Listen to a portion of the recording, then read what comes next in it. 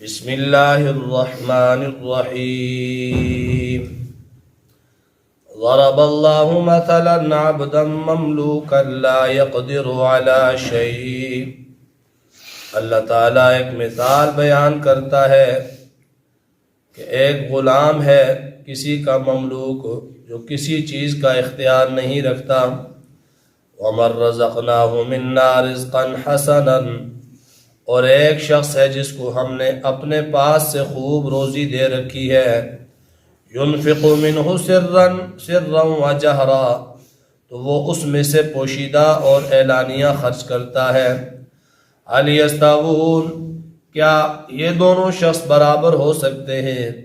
الحمدللہ، تمام تعریفیں اللہ ہی کے لیے۔ بل اکثرهم لا يعلمون، بلکہ اکثر لوگ نہیں جانتے۔ وضرب اللہ مثلا الرجلین احدہما ابکم، اور اللہ ایک اور مثال بیان فرماتے ہیں کہ دو شخص ہیں جن میں ایک تو گونگا ہے۔ لا يقدر على شیء، کوئی کام نہیں کر سکتا۔ وهو کل علی مولاه، اور وہ اپنے مالک پر ایک بوجھ ہے۔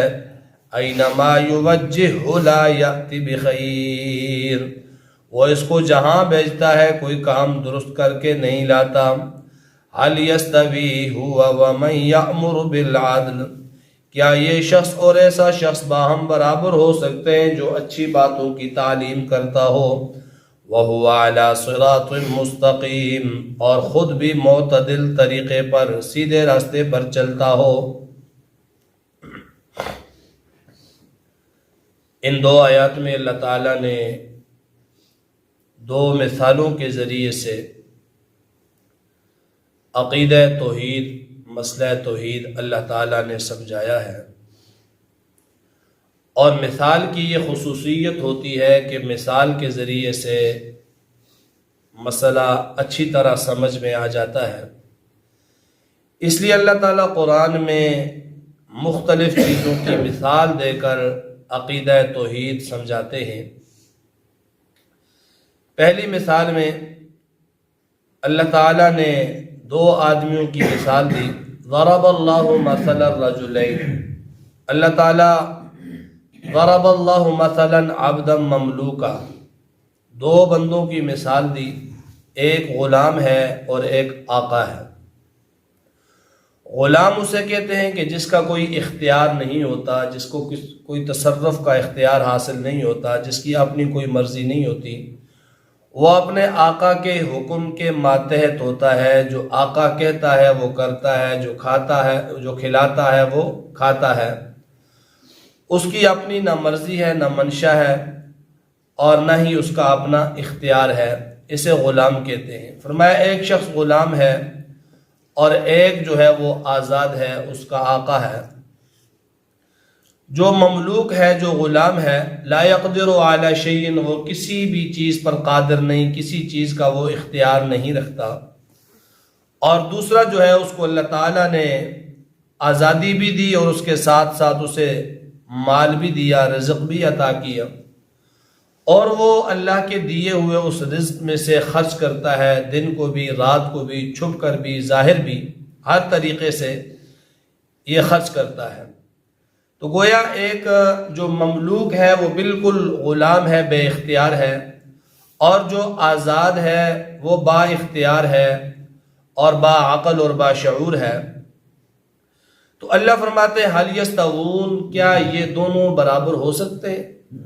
ایک جو غلام ہے جسے کسی چیز کا کوئی اختیار نہیں، اور دوسرا آزاد ہے جس کو اللہ تعالیٰ نے بہت کچھ دیا ہے، اپنی مرضی سے وہ خرچ کرتا ہے، اپنی مرضی سے وہ کھاتا ہے، پیتا ہے، کماتا ہے۔ کیا یہ دونوں برابر ہو سکتے ہیں؟ کوئی کم سے کم عقل والا شخص بھی ان دونوں کو کبھی برابر نہیں سمجھے گا، ان دونوں کو ایک جیسا نہیں سمجھے گا، کیونکہ ایک مملوک ہے، غلام ہے جس کے اختیار میں کچھ بھی نہیں، اور ایک جو ہے وہ آزاد ہے، وہ سب کچھ کر سکتا ہے اللہ کے حکم سے۔ تو یہ دونوں کبھی برابر نہیں ہو سکتے۔ تو اللہ نے یہ مثال دے کر خالق اور مخلوق کی حقیقت کو سمجھایا کہ اللہ کے ساتھ جن لوگوں کو تم شریک ٹھہراتے ہو ان کی مثال غلام جیسی ہے، جن کی اپنی کوئی مرضی نہیں، کوئی چاہت نہیں، کوئی منشا نہیں۔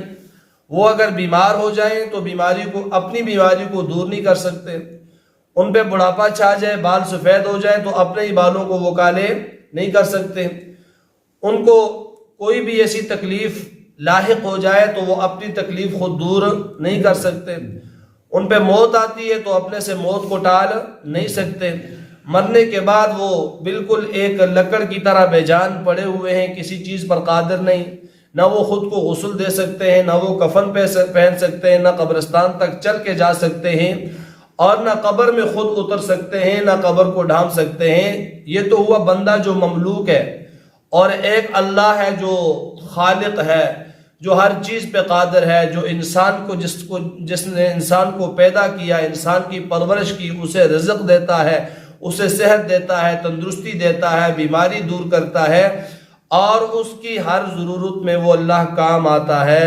تو کیا یہ مملوک جو ہے وہ بندہ ہوا، اور جو آزاد ہے وہ اللہ ہوا؟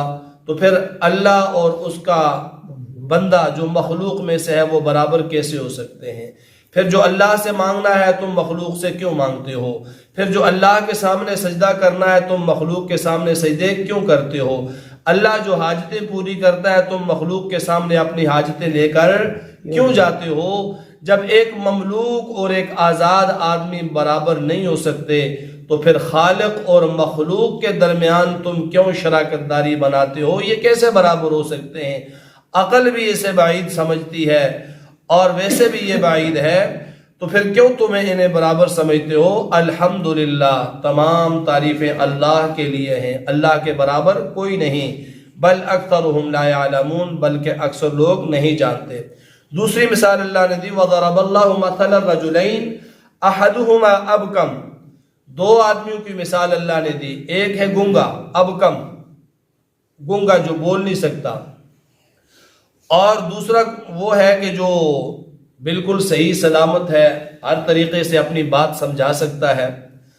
تو کیا یہ ابکم گنگا شخص اور ہے بھی ایسا کہ کوئی کام یہ کر نہیں سکتا ہے، کسی کو اپنی بات سمجھا نہیں سکتا ہے، کسی کو اپنی ضرورت بتا نہیں سکتا ہے، کسی بھی طرف اسے بھیج دیا جائے کسی کام کے کرنے کے لیے، بجائے کام کو صحیح کرنے کے کام کو بگاڑ کے آ جاتا ہے، ایک تو یہ شخص ہے۔